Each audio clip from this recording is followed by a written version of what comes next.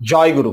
বন্ধুরা, একটি কথায় আছে, বনের বাঘে খায় না তো মনের বাঘে খায়। অর্থাৎ আমরা যে রোগে ভুগে থাকি তার বেশিরভাগ কারণই হয় মনের রোগ বা মনোদৈহিক রোগ, যেটাকে মনের বাঘ বলা হয়ে থাকে। অর্থাৎ বনের বাঘ যতটা না ভয়ঙ্কর, তার চেয়ে বেশি ভয়ঙ্কর হলো মনের বাঘ। এই মনের বাঘটাই আমাদের তিলে তিলে শেষ করে দেয়। আমরা বুঝতে পারি না, আমরা নিঃশেষ হয়ে যাই, কিন্তু আমরা বুঝতে পারি না যে আমাদের সমস্যাটা আসলে মনের মধ্যে হচ্ছে। এই যে বিভিন্ন রোগ নিয়ে আমরা যতটা না ভয় পাই, রোগের নাম শুনে তার চেয়ে আরো বেশি ভয় পাই। অর্থাৎ আপনি একটা সমস্যায় পড়ে গেছেন, আপনি চিকিৎসকের কাছে গেছেন, চিকিৎসক আপনাকে বলে দিল যে আপনার এই রোগটা হয়েছে, বাস আপনি শেষ। আপনি যতটা না রোগে ক্লান্ত হয়ে যাবেন, তার চেয়ে বেশি ক্লান্ত হয়ে যাবেন দুশ্চিন্তা করতে করতে। এটাই হলো আমাদের বড় সমস্যা, অর্থাৎ মনের বাগে আমাদের বেশি খেয়ে থাকে।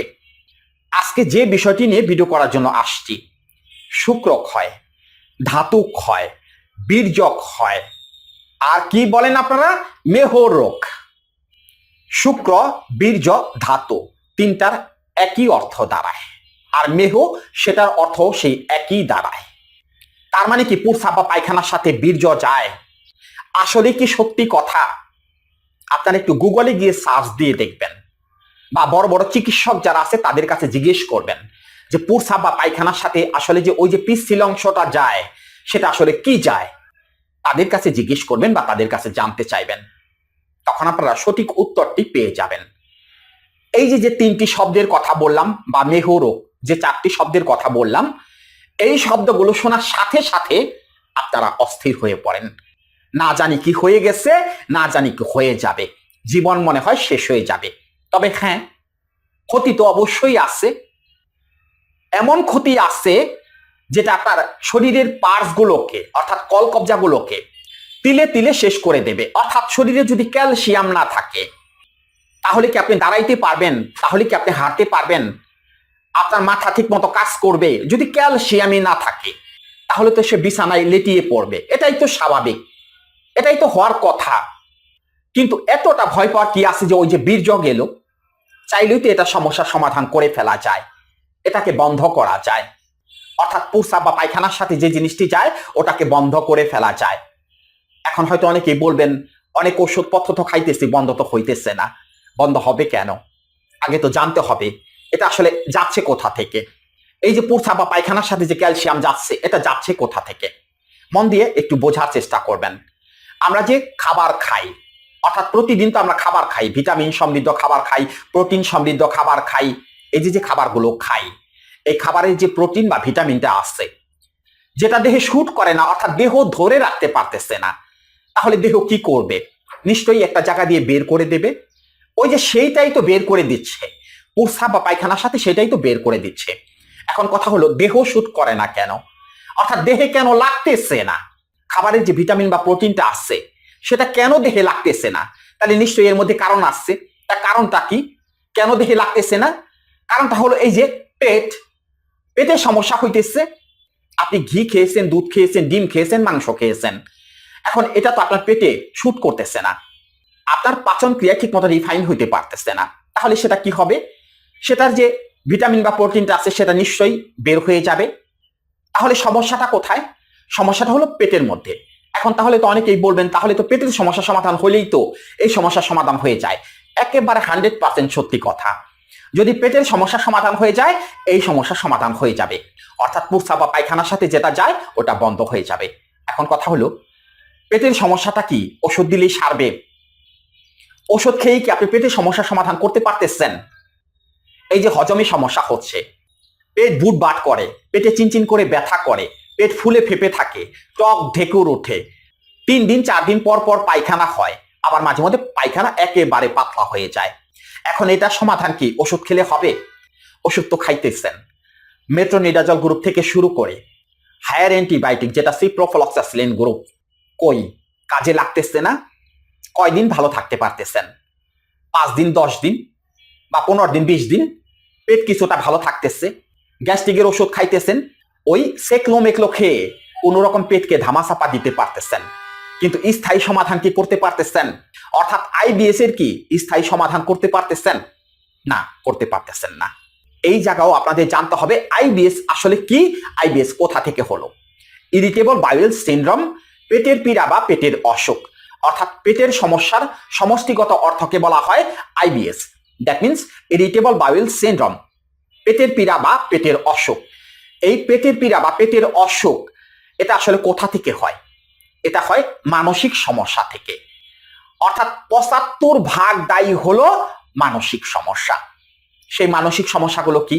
দুশ্চিন্তা, নেতিবাচক চিন্তা, বিষণ্ণতা, এবং তার মধ্যে একটি অন্যতম মানসিক সমস্যা হলো সন্দেহবাতিক রোগ, যেটাকে বলা হয় ওসিডি প্রবলেম বা সূচিবায়ু সমস্যা। এখন এগুলো দ্বারা তো আপনারা আক্রান্ত, আপনাদের মধ্যে একের পর এক চিন্তা আসতেই থাকে। মাথার মধ্যে একটা চিন্তা ঢুকে গেলে সেই চিন্তার মাথা থেকে বের হয় না। প্রত্যেকটা জিনিসে আপনারা সন্দেহ করেন, প্রত্যেকটা জিনিসে। খাবার খাইতে গেলেও মনে মনে ভাবেন এটার মধ্যে যদি কোনো ময়লা টয়লা থেকে থাকে। একই প্লেট ৪-৫ বার ধন। বাথরুমে গিয়ে বসে বসে চিন্তা করেন পায়খানার সাথে কি গেল, পায়খানা ঘন হলো না পাতলা হলো, আজকে কয়বার পায়খানায় গেলাম। প্রস্রাব হাতের মধ্যে নিয়ে আবার নাড়াচাড়া করে দেখেন প্রস্রাবের সাথে কোনো কিছু গেল কিনা, পায়খানার সাথে কোনো কিছু গেল কিনা। এই যে সারাক্ষণ দেহ নিয়ে চিন্তা, অর্থাৎ সন্দেহ, মনে হয় একটা কিছু হয়ে গেছে।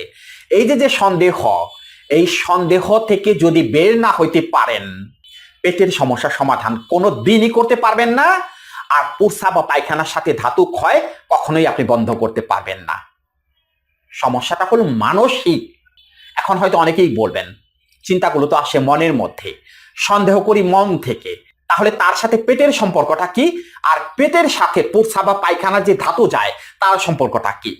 ক্লিয়ার করে বুঝিয়ে দিতেছি, মনোযোগ দিয়ে কথাগুলো শোনার চেষ্টা করুন। একজন মানুষ যখন ডিপ্রেশনে থাকে, দুশ্চিন্তা দ্বারা আক্রান্ত হয়ে যায়, সন্দেহবাতিক রোগে ভুগে, তখন তার দেহে টক্সিন নামের এক ধরনের হরমোন নিঃসরিত হয়, টক্সিন হরমোন, যেটাকে বিষ বলা হয়ে থাকে। সেই টক্সিন হরমোন যখন অতিরিক্ত পরিমাণে নিঃসরিত হতে থাকে, তখন তার প্রথম যে সমস্যাটা হয় সেটা হলো ঘুমের সমস্যা, অর্থাৎ অনিদ্রা সমস্যা। এই অনিদ্রা সমস্যা দীর্ঘদিন চলার পরে পেটের বিভিন্ন রকমের সমস্যা হয়ে থাকে। পেট ফাঁপা, পেট ফোলা, বদ হজম, পায়খানা ক্লিয়ার না হওয়া, গ্যাস্ট্রিক বা অ্যাসিডিটি, এরকম সমস্যাগুলো হয়ে থাকে। দ্যাট মিনস আইবিএস দ্বারা তারা আক্রান্ত হয়ে যায়। এই আইবিএস বা পেটের সমস্যার কারণেই প্রস্রাব বা পায়খানার সাথে ওই জিনিসগুলো চলে যায় বা চলে যাচ্ছে। ক্লিয়ার বিষয়টি বুঝতে পারছেন? তাহলে ওষুধ খেলে কি সমাধান হবে? ওষুধ খেয়ে কি সমস্যার সমাধান করতে পারতেছেন আপনারা? এই যে আমার কাছে নিয়মিত যে কলগুলো আসে, অনেকেই আমাকে বলে যে স্যার 1 বছর 2 বছর ধরে এই রোগের ওষুধ খেয়ে যাচ্ছি, সমাধান হচ্ছে না। আরে বাবা, সমাধান হবে কেন? আপনার সমস্যাটা মানসিক, আপনি একজন মানসিক রোগী, তাহলে সমাধান হবে কেন? আগে তো মানসিক সমস্যার সমাধান করতে হবে, তাহলেই তো এই সমস্যার সমাধান হবে। এই যে প্রস্রাব বা পায়খানার সাথে যাদের ধাতু যায় বা বীর্য যায়, যারা ক্ষয় রোগে ভুগতেছেন, অর্থাৎ আপনাদের ভাষায় ক্ষয় রোগ, যারা ক্ষয় রোগে ভুগতেছেন, তাদেরকে যদি সঠিকভাবে শুধুমাত্র 7টা দিন কাউন্সেলিং করানো হয়, 1 টাকার ওষুধও লাগবে না, 1 টাকার ওষুধও লাগবে না। এটা বন্ধ হয়ে যাবে, চিরদিনের জন্য বন্ধ হয়ে যাবে। অর্থাৎ আইবিএস সমস্যার সমাধান হয়ে যাবে, এটা পড়া বন্ধ হয়ে যাবে। একেবারে সত্যি কথা, কিন্তু সেটা তো আপনারা করতে রাজি না। আপনাদের কথা হলো শুধু ওষুধ চাই, ওষুধ দেন। কিন্তু একটা বার কি নিজেকে প্রশ্ন করে দেখেন বা দেখেছেন যে এত ওষুধ তো খাইতেছি, তাহলে সমাধান হচ্ছে না কেন? তাহলে উনি যে সমস্যার কথাগুলো বলছে, সেই সমস্যাগুলো সমাধান একবার করে দেখি, তাহলে সমাধান হয় কি না সেটা তো করে দেখেন না। আমাদের কাছ থেকে কাউন্সেলিং করতে হবে এমন তো কোনো কথা নেই। আপনাদের যেখানে ভালো লাগে, যাদেরকে আপনার ভালো লাগে, আপনারা সেখান থেকে কাউন্সেলিং কোর্সটা করে নেন না, অর্থাৎ মানসিক সমস্যার সমাধানটা করে নেন না, তাহলে তো এই সমস্যার সমাধান হয়ে যায়। একটা কথাই আছে কি, মাতবর সাহেব, বিচার আপনি যাই করেন, তাল গাছ আমার এখানেই থাকবে, মানে আপনাদের তাল গাছ হইলো ওখানেই থাকবে, মানে ওই যে ওষুধ লাগবেই। এই বিশ্বাসটা আপনাদের মধ্যে আসে না যে ওষুধ ছাড়া এই সমস্যার সমাধান হয়ে যাবে, এই বিশ্বাসটা আপনাদের মধ্যে আসে না। অবশ্য আসার কথা না তো। যদি এই বিশ্বাসটা আসতো তাহলে তার মানসিক রোগীই থাকতেন না আপনারা, তাহলে তো সুস্থই হয়ে যেতেন। পাগল তো কখনো জানে না যে সে কেন পাগলামি করে। যদি সে জানতো তার পাগলামির লক্ষণগুলো সম্পর্কে, বা সে যদি বুঝতে পারতো যে আমি এই কাজগুলো করি যেটা অন্য 10 জন লোক করে না, তাহলে তো সে সুস্থই হয়ে যেত।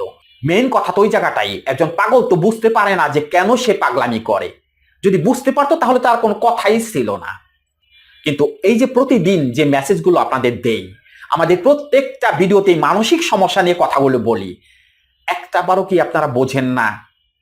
আপনাদের কি একটাবারও কি বোঝ আসে না যে উনি যে প্রত্যেকটা ভিডিওতে এই কথাগুলো বলে? কেন বলে? যে 12-14 মিনিট যে উনি কথাগুলো বলে, কেন বলে?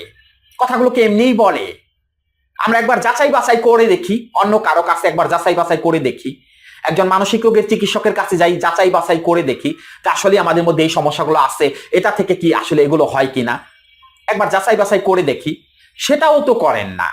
নিয়মিত ভিডিও দেখে যান, নিয়মিত ভিডিও। আমাদের ভিডিও দেখবেন কেন? প্রতিদিন আপনাদের কাজই তো এই, শুধু ভিডিও দেখা আর ভিডিও দেখা। ভিডিও দেখা বন্ধ করে মানসিক সমস্যার সমাধানগুলো করার চেষ্টা করবেন, তাহলেই ভালো থাকবেন। এখন অনেকেই এই কাউন্সেলিংটা বুঝতে পারে না। কাউন্সেলিং বা সাইকোথেরাপিটা কি? কাউন্সেলিংটা হলো কথা। আপনাকে কোনো জাদুটোনা মন্ত্র করা হবে না, এটা শুধু কথার মাধ্যমে আপনার মনের সন্দেহগুলোকে দূর করে দিতে হবে, শুধুমাত্র কথার মাধ্যমে। আমরা কিভাবে সেই কাউন্সেলিং কোর্সটা করিয়ে থাকি? আমাদের কাউন্সেলিং কোর্সটা হয় অনলাইন কাউন্সেলিং কোর্স, অর্থাৎ দেশে বা দেশের বাহিরে যে যেখানেই আসেন সেখানে একটা নীরব জায়গা বেছে নেবেন, যেখানে কোনো লোকজন থাকবে না, অর্থাৎ আধা ঘন্টা সময় যেন আপনাকে কেউ বিরক্ত না করে এমন একটা জায়গা বেছে নেবেন। তারপর কানে হেডফোন দিয়ে কথা শুনবেন। কি কথা বলবো যখন কাউন্সিলিং করবেন তখন বুঝতে পারবেন কিভাবে মনের সন্দেহ দূর হয়ে যায়। এই যে এই মটকা যে সারাক্ষণ গরম থাকে কিভাবে ঠান্ডা হয়ে যায় তখন বুঝতে পারবেন। ওটাই কাউন্সিলিং বা সাইকোথেরাপি। আপনারা যারা কাউন্সিলিং কোর্সটি করতে চাচ্ছেন তারা আমাদের স্ক্রিনে দেওয়া যে নাম্বারটা আছে এই নাম্বারে, অর্থাৎ যারা বাংলাদেশে আছেন তারা সরাসরি এই নাম্বারে কোর্সটি করতে পারবেন। আর যারা দেশের বাইরে আছেন, অর্থাৎ আমার প্রবাসী বন্ধুরা যারা আছেন, তারা আমাদের স্ক্রিনে দেওয়া যে হোয়াটসঅ্যাপ বা ইমো নাম্বারটা আছে এই নাম্বারে কল করে কাউন্সেলিং কোর্সটি করতে পারবেন। ভেবেচিন্তে সিদ্ধান্ত নিন, সারা জীবন ওষুধ খেয়ে যাবেন নাকি কাউন্সেলিং করে এই রোগ থেকে মুক্ত হয়ে যাবেন। সিদ্ধান্ত নেওয়ার বিষয়টি একান্তই আপনাদের।